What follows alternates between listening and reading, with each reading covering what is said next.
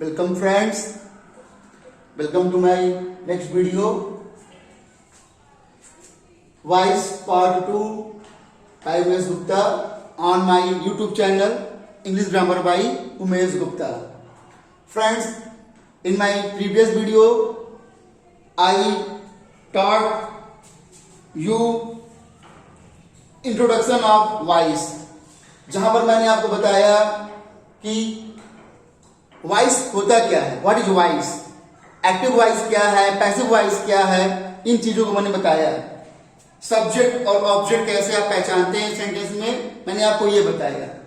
मैंने आपको वहां पे इसके रूल्स बता दिए थे जो पर्टिकुलर चेंजेस होते हैं, और मैंने आपको ये भी बताया कि आपको चाहे टेंस आता हो या ना आता हो, आप मेरे channel English grammar by Umesh Gupta में बिना टेंस को पहचाने ही कुछ रूल्स को फॉलो करते हुए आप वॉइस बहुत ही आसानी से चेंज कर सकते हो। वॉइस का कोई भी सेंटेंस जो भी टेंस रिलेटेड होंगे वो आराम से चेंज कर सकते हैं। हाँ, मैं ये नहीं कह रहा हूं कि आपको टेंस पहचानना जरूरी नहीं है, जरूरी है, but if you have problem in identifying the tense then follow my channel, और आप आराम से, चाहे आपको टेंस पहचानना आता हो या ना आता हो, आप आराम से कर सकते हैं। तो आइए देखते हैं आज। फर्स्ट ऑफ ऑल, जो मैंने अपने प्रीवियस वीडियो में कुछ डिस्कशन किया था उसको मैंने यहाँ पे लिख दिया है, जो आपको इस वीडियो में हेल्प करेगा। बहुत छोटे से कॉलम में लिखा है।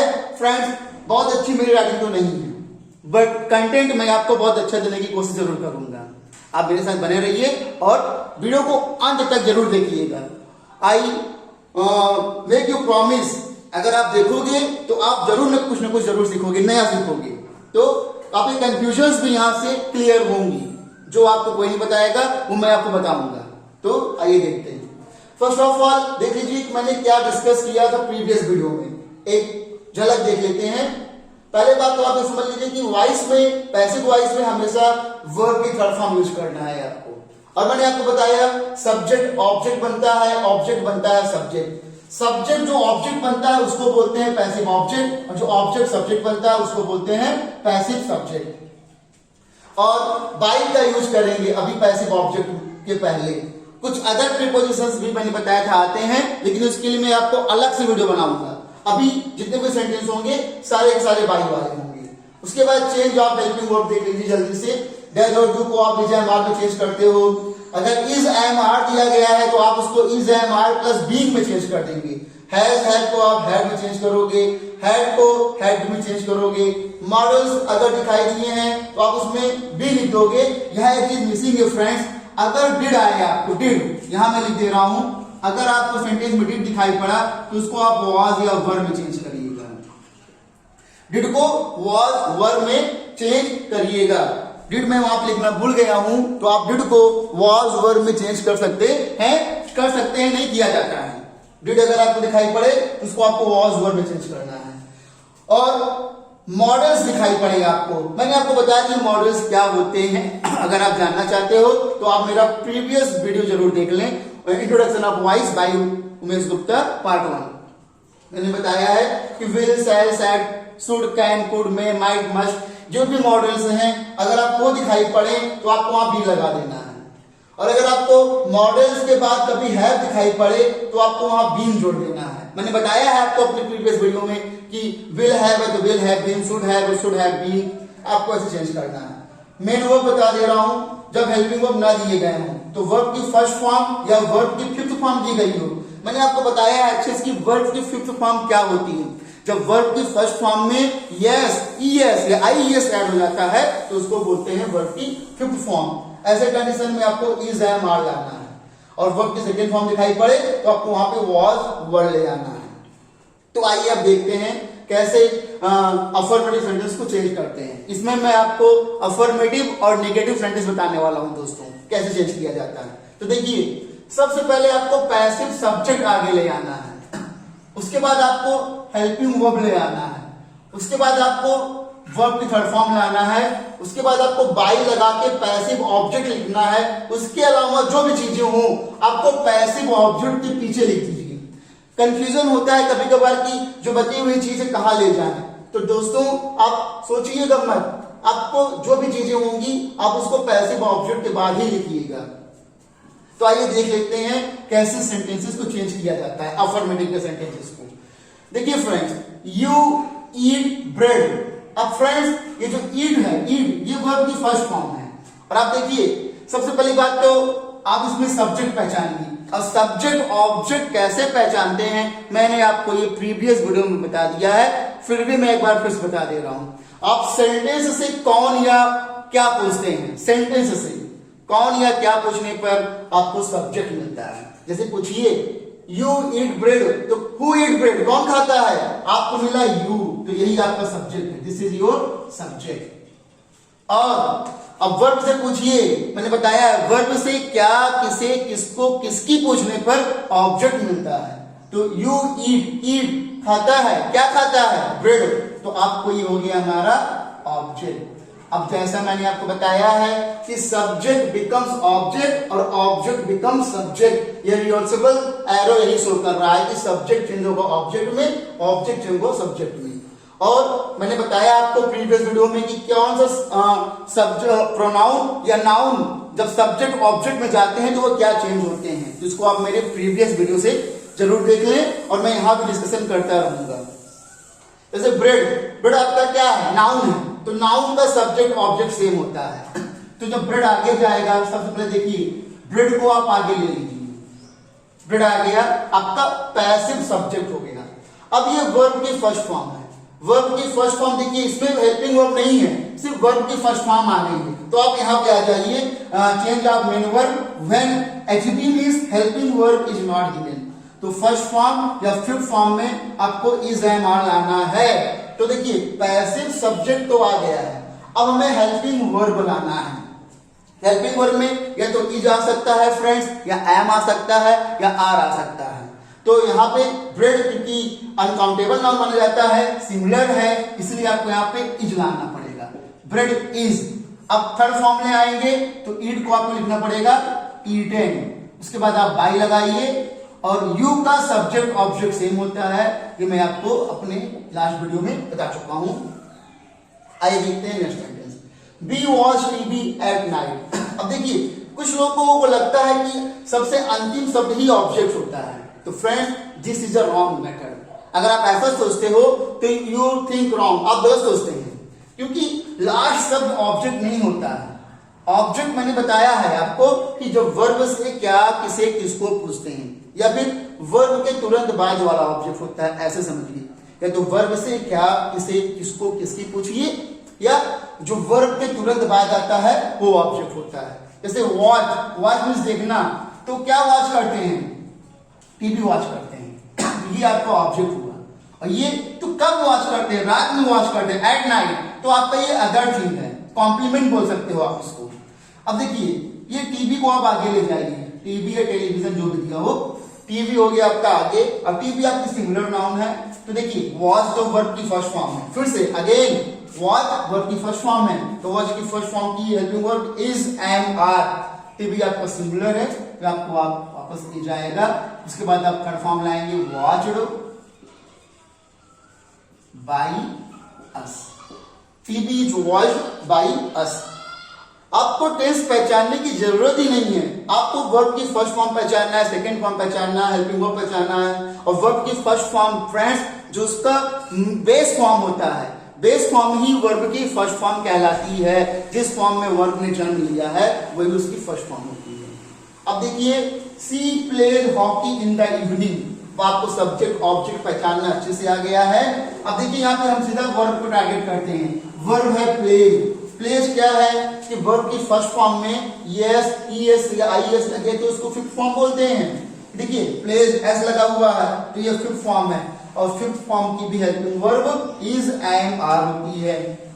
तो ऑब्जेक्ट आपका हॉकी है क्योंकि खेलता है, क्या खेलता है, हॉकी खेलता है, तो हॉकी आपका चला जाएगा आगे।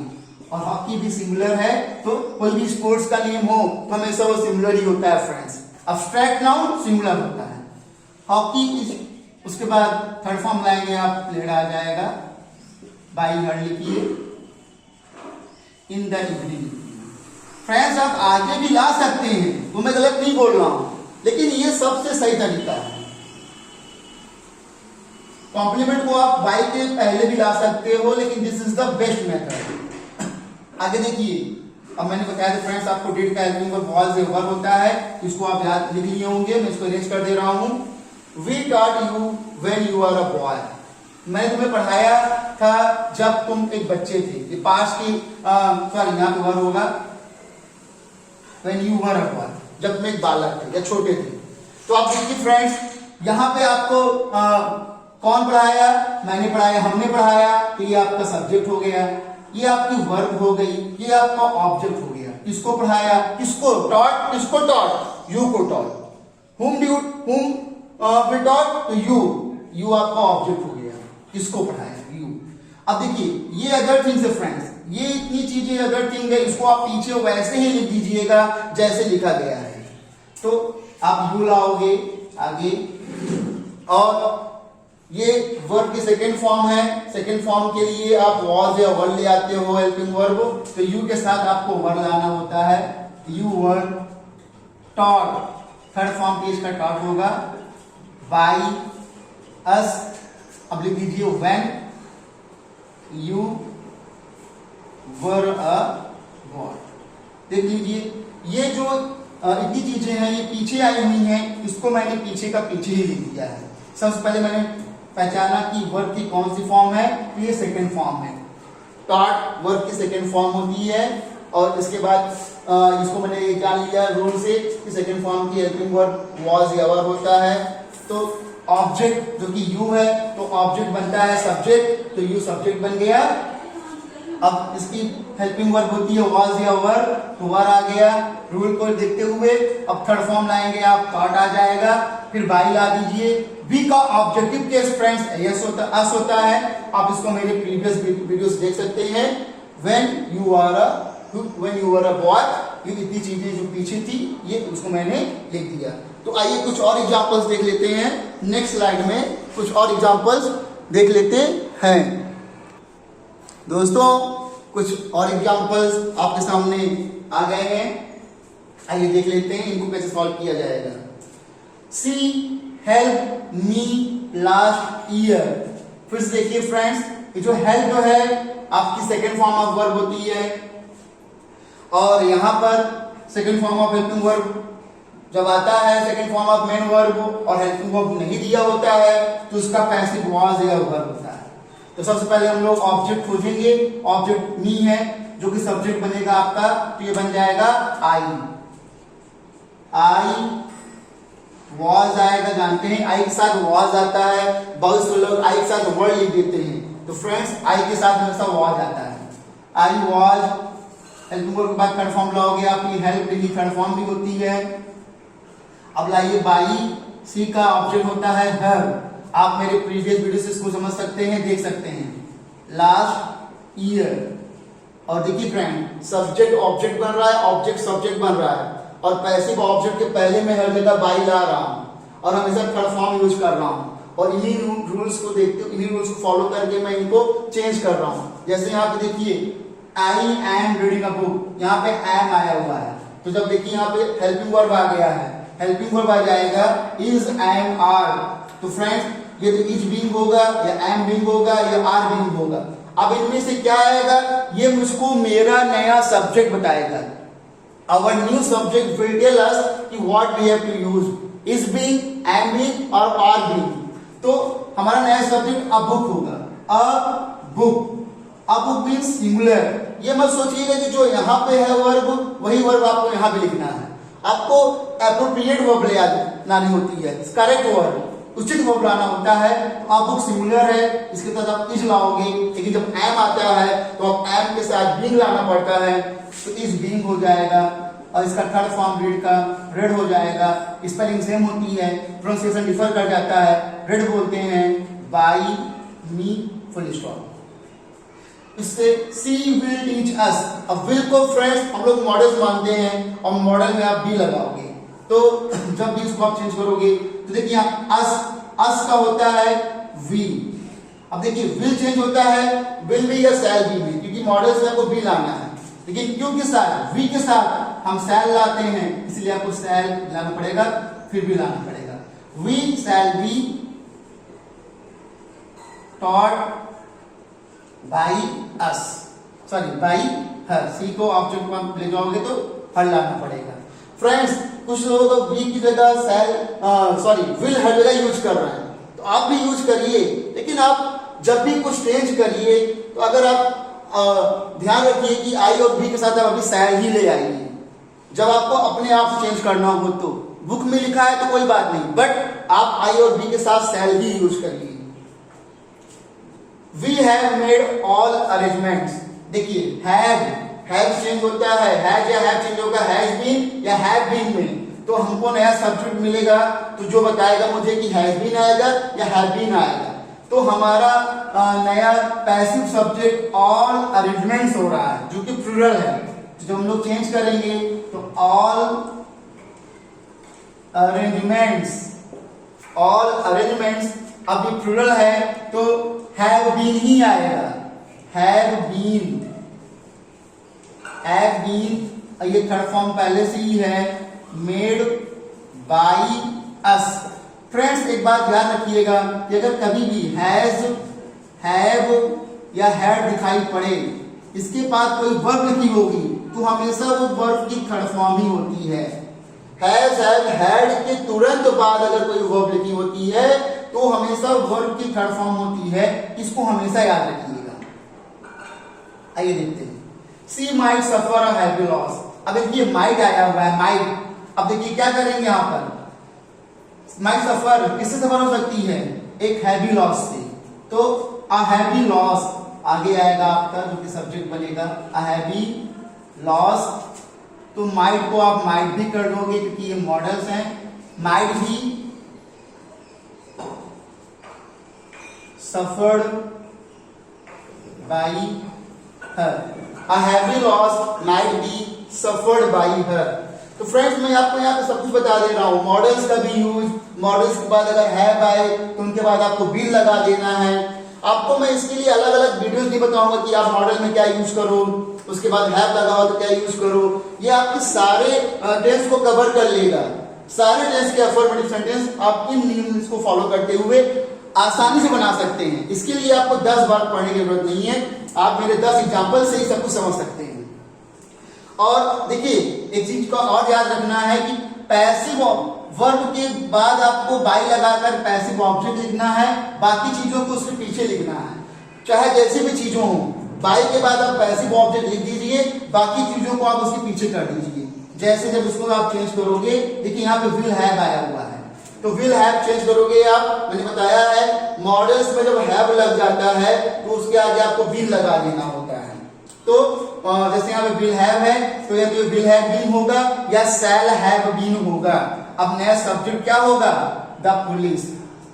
पकड़ा है किसको, सॉरी यहाँ पे द पुलिस नहीं होगा, यहाँ पे लिख लीजिए the police will have caught the thieves,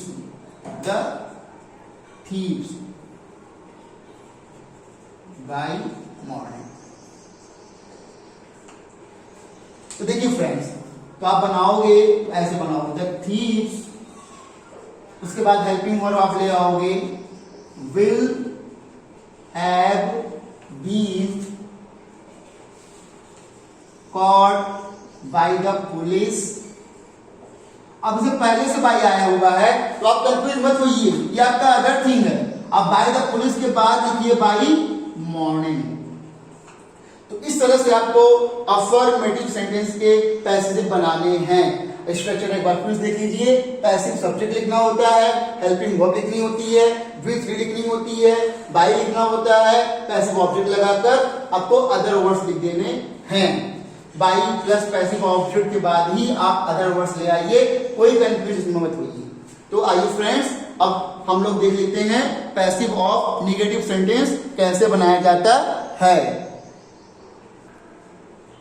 friends, क्योंकि ये वीडियो काफी लंबा हो गया है, 19 या 20 मिनट का बन चुका है, इसलिए इस वीडियो में मैं नेगेटिव सेंटेंस को नहीं बताऊंगा, इसको मैं अपने नेक्स्ट वीडियो में अपलोड करूंगा ताकि आप आराम से समझें। क्योंकि फ्रेंड्स मैं एक या दो एग्जांपल बता के आपके साथ नाइंसाफी नहीं कर सकता हूं, मैं आपको कई सारे एग्जांपल्स करवाऊंगा।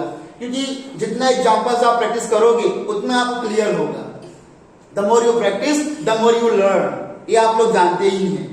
इसलिए फ्रेंड्स, ये मेरा चैनल पे मैं इसमें यहीं तक आपको डिस्कस करूंगा। ये मेरा English grammar by Umesh Gupta, आप जानते ही मेरे चैनल का नाम है।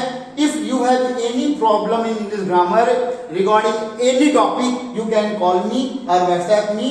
This is my mobile number and this is voice part 2।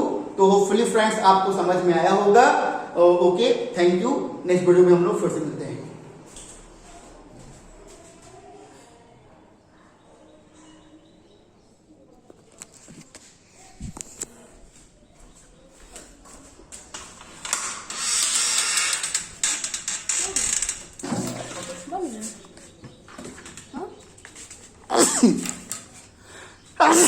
अभी इसी को अपलोड